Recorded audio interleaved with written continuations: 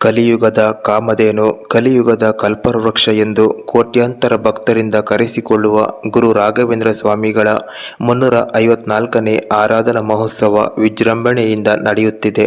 ಹೌದು ವೀಕ್ಷಕರೇ, ಯಾರೆಲ್ಲ ಗುರು ರಾಘವೇಂದ್ರ ಸ್ವಾಮಿಗಳ ಸಂಪೂರ್ಣ ಕರುಣಾ ಕಟಾಕ್ಷವನ್ನು ಪಡೆದುಕೊಳ್ಳಬೇಕು, ರಾಯರ ಅನುಗ್ರಹದಿಂದ ಜೀವನ ಬದಲಾಗಬೇಕು, ರಾಯರು ನಿಮ್ಮ ಪ್ರಾರ್ಥನೆಗಳನ್ನು ಕೇಳಿಸಿಕೊಳ್ಳಬೇಕು ಅಂದುಕೊಂಡಿದ್ದೀರಿ, ಅವರೆಲ್ಲ ಈ 3 ದಿನಗಳು ಬಹಳ ಶ್ರೇಷ್ಠವಾದ ದಿನಗಳು. ಈ 3 ದಿನದಲ್ಲಿ ರಾಯರು ನಿಮ್ಮ ಪ್ರಾರ್ಥನೆಯನ್ನ ಕೇಳಿಸಿಕೊಳ್ಳುತ್ತಾರೆ ಮತ್ತು ರಾಯರನ್ನ ಆರಾಧಿಸುವ ಎಲ್ಲ ಭಕ್ತರನ್ನ ಕಣ್ಣು ತೆರೆದು ನೋಡಿ ಅನುಗ್ರಹಿಸುತ್ತಾರೆ. 2025 ಆಗಸ್ಟ್ 10, 11, 12ನೇ ದಿನ ರಾಯರ ಭಕ್ತರಿಗೆ ಹಬ್ಬದ ದಿನ ಅನ್ನಬಹುದು. ಯಾಕಂದ್ರೆ ಆಗಸ್ಟ್ ತಿಂಗಳು ಶ್ರಾವಣ ಮಾಸ ವಿಶೇಷವಾದ ದಿನ ಅನ್ನಬಹುದು. ಬೃಂದಾವನಸ್ಥರಾದ ರಾಯರು ಈ 3 ದಿನಗಳಲ್ಲಿ ಸನ್ನಿಧಿಗೆ ಬಂದ ಕೋಟ್ಯಾಂತರ ಭಕ್ತರನ್ನ ಕಣ್ಣು ತೆರೆದು ನೋಡಿ ಹರಸುತ್ತಾರೆ, ಭಕ್ತರನ್ನ ಆಶೀರ್ವಾದಿಸುತ್ತಾರೆ. ಹೌದು, ಪ್ರತಿ ವರ್ಷ ರಾಯರ ಆರಾಧನೆ ದಿನ ಬಂತೆಂದರೆ ರಾಯರ ಭಕ್ತರಿಗೆ ಏನೋ ಒಂದು ಸಡಗರ, ಸಂಭ್ರಮ. ಅದೇ ರೀತಿ ಈ ವರ್ಷ ಆಗಸ್ಟ್ ಶ್ರಾವಣ ಮಾಸದಲ್ಲಿ ಆಗಸ್ಟ್ ತಿಂಗಳ 10 ಮತ್ತು 11 ಮತ್ತು 12ನೇ ತಾರೀಕಿನಂದು ವಿಶೇಷವಾಗಿ ರಾಯರ ಆರಾಧನೆ ನಡೀತಾ ಇದೆ. ಹಾಗಾಗಿ ಈ 3 ದಿನಗಳಲ್ಲಿ ರಾಯರ ಭಕ್ತರು ಸಂಪೂರ್ಣವಾಗಿ ರಾಯರ ಅನುಗ್ರಹವನ್ನ ಪಡೆದುಕೊಳ್ಳಬಹುದು.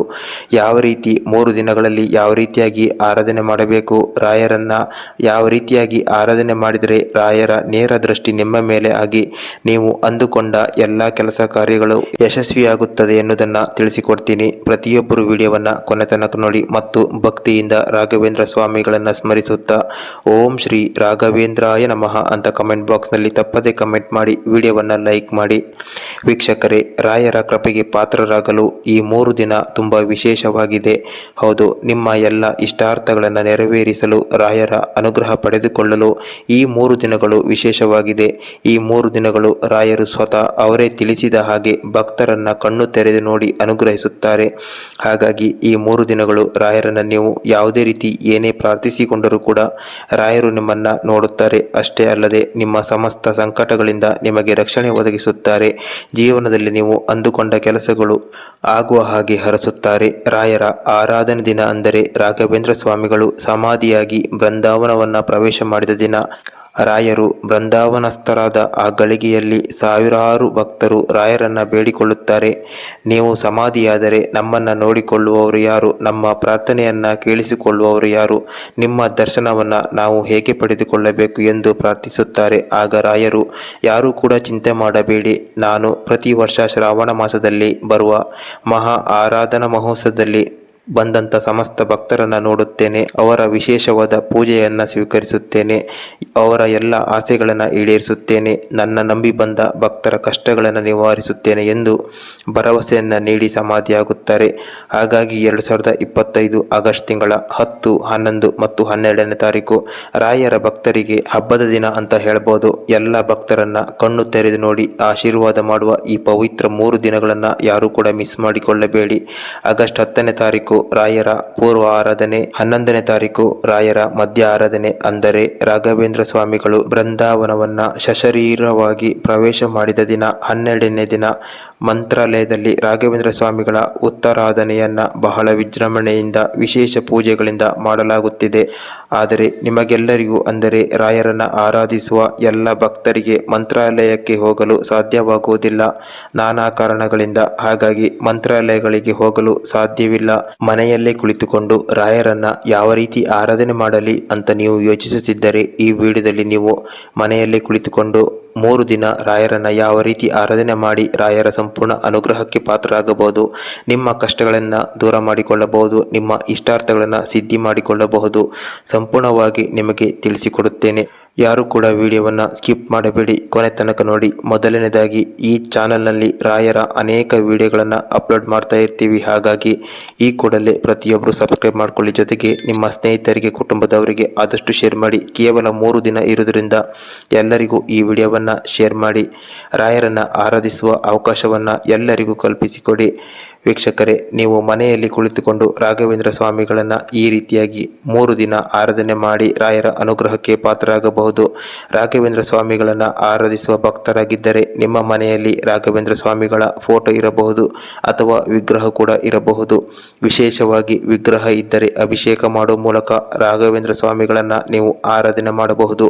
ವಿಗ್ರಹ ಇಲ್ಲದಿದ್ದರೂ ಕೂಡ ಯಾವ ರೀತಿ ಆರಾಧನೆ ಮಾಡಬೇಕು ನಿಮಗೆ ತಿಳಿಸಿಕೊಡ್ತೀನಿ. ಅದಕ್ಕೂ ಮೊದಲು ನಿಮ್ಮ ಮನೆಯಲ್ಲಿ ರಾಘವೇಂದ್ರ ಸ್ವಾಮಿಗಳ ಚಿಕ್ಕದಾದ ಮೂರ್ತಿ ಅಥವಾ ಯಾವುದೇ ರೀತಿ ವಿಗ್ರಹ ಇದ್ದರೆ ವಿಶೇಷವಾಗಿ ಅಭಿಷೇಕ ಮಾಡುವ ಮೂಲಕ ರಾಘವೇಂದ್ರ ಸ್ವಾಮಿಗಳ ಆರಾಧನೆಯನ್ನ ಮಾಡಬಹುದು. ಇದನ್ನ ಗಂಡಸರು ಹೆಂಗಸರು ಎಲ್ಲರೂ ಕೂಡ ಶುದ್ಧವಾಗಿ ಮಾಡಿಕೊಳ್ಳಬಹುದು. ಮೊದಲನೇದಾಗಿ ಈ 3 ದಿನ ಅಂದರೆ ಇವತ್ತು ಮತ್ತು ನಾಳೆ ನಾಡಿದ್ದು 3 ದಿನ ಬೆಳಗ್ಗೆ ಅಥವಾ ಸಂಜೆ ಸಮಯದಲ್ಲಿ ರಾಯರನ್ನ ಆರಾಧನೆ ಮಾಡಿಕೊಳ್ಳಬಹುದು. ಸ್ನಾನ ಮಾಡಿ ರಾಯರ ಮೂರ್ತಿ ಇದ್ದರೆ ಮೂರ್ತಿಯನ್ನ ಇರಿಸಿಕೊಂಡು ಮೊದಲನೇದಾಗಿ ನೀರಿನಲ್ಲಿ ಅಭಿಷೇಕ ಮಾಡಿ, ಎರಡನೇದಾಗಿ ಪಂಚಾಮೃತ ಅಭಿಷೇಕ ಮಾಡಿ ಅಂದರೆ ಹಾಲು, ಮೊಸರು, ತುಪ್ಪ, ಸಕ್ಕರೆ ಮತ್ತು ಜೇನುತುಪ್ಪದಿಂದ ಅಭಿಷೇಕ ಮಾಡಿ, ನಂತರ ಎಲ್ಲ ರೀತಿಯ ಹಣ್ಣುಗಳಿಂದ ರಾಯರಿಗೆ ಅಭಿಷೇಕ ಮಾಡಬಹುದು. ಅಂದರೆ ಹಣ್ಣುಗಳನ್ನು ಚಿಕ್ಕದಾಗಿ ಕಟ್ಟು ಮಾಡಿ ಅಭಿಷೇಕ ಮಾಡಬಹುದು. ನಂತರ ರಾಯರ ಮೂರ್ತಿಯನ್ನ ಒಂದು ಮಣೆಯ ಮೇಲಿಟ್ಟು ರಾಯರ ಮೂರ್ತಿಯ ಎದುರುಗಡೆ 2 ತುಪ್ಪದ ದೀಪವನ್ನು ಬೆಳಗಿಸಿ ಕರ್ಪೂರದಿಂದ ರಾಯರಿಗೆ ಆರತಿಯನ್ನು ಬೆಳಗಿಸಿ ರಾಯರ ಮೂಲ ಮಂತ್ರವನ್ನ ಕನಿಷ್ಠ 11 ಬಾರಿ ಅಥವಾ 21 ಬಾರಿ ಜಪಿಸಬೇಕು. ರಾಯರ ಮೂಲ ಮಂತ್ರ ಈ ರೀತಿಯಾಗಿದೆ: ಪೂಜ್ಯಾಯ ರಾಘವೇಂದ್ರಾಯ ಸತ್ಯಧರ್ಮ ರಥಾಯ ಚ ಭಜತಾಂ ಕಲ್ಪವೃಕ್ಷಾಯ ನಮತಾಂ ಕಾಮಧೇನವೇ. ಈ ಮಂತ್ರವನ್ನು 11 ಬಾರಿ ಅಥವಾ 21 ಬಾರಿ ಜಪಿಸಿ ರಾಯರಿಗೆ ನಿಮ್ಮ ಕೋರಿಕೆಯನ್ನ ಬೇಡಿಕೆಯನ್ನ ಸಲ್ಲಿಸಿ ಧನ್ಯವಾದವನ್ನ ಹೇಳಬೇಕು.